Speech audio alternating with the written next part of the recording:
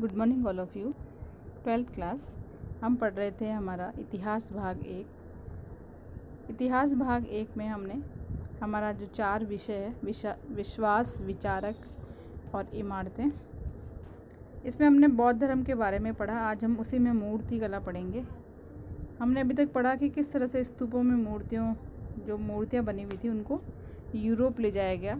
ऐसा इसलिए हुआ क्योंकि जिन लोगों ने मूर्तियाँ को देखा था उन्हें वो अच्छी, मूल्यवान लगी, सुंदर लगी, इसलिए वे उन्हें अपने साथ ले गए। पत्थर पर गढ़ी कथाएँ। अब इन मूर्तियों के साथ साथ कुछ कहानियाँ भी लिखी हुई थी जो गढ़ दी गई थी।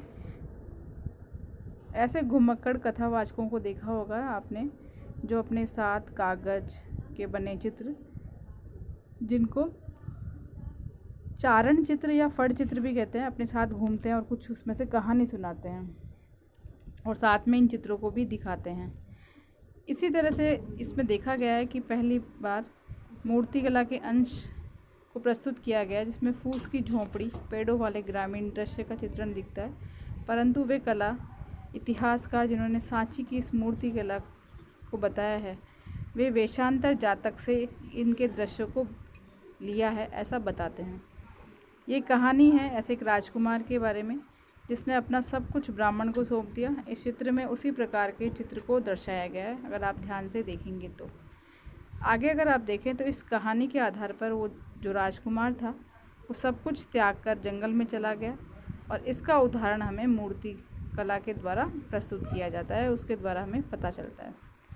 अब बात करें हम उपासना के प्रतीक की।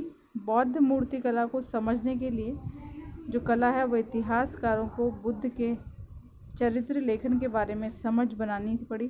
बौद्ध चरित्र लेखन के अनुसार एक वृक्ष के नीचे बुद्ध को ज्ञान की प्राप्ति हुई थी। प्रारंभिक मूर्तिकारों में बुद्ध जो थे वो मानव रूप में न दिखाकर उपस्थित प्रतीकों के माध्यम से दर्शाने का प्रयास किया, जैसे कि बुद्ध ने ध्यान की क्या दशा थी, स्तूप में किस प्रकार से बताया, महापरिनिर्वाण के जो प्रतीक के चिन्ह थे उनको भी प्रस्तुत किया गया, चक्र का प्रतीक के रूप में भी इस्तेमाल किया गया। इस प्रकार से जो बुद्ध थे उन्होंने सारनाथ में जो पहला उपदेश दिया था वो भी उनकी उपासना का ही एक प्रतीक माना जाता है। ऐसे बहुत सारे उदाहरण हमें मिलते हैं जो कि मूर्तिकला के अक्षरश नहीं समझा जा सकता, अगर जिन चीज़ों को उनको हम उपासना के प्रतीक से समझ सकते हैं। जैसे कि पेड़ अगर है तो पेड़ मूर्तिकला का तो उदाहरण नहीं है, लेकिन उस पेड़ का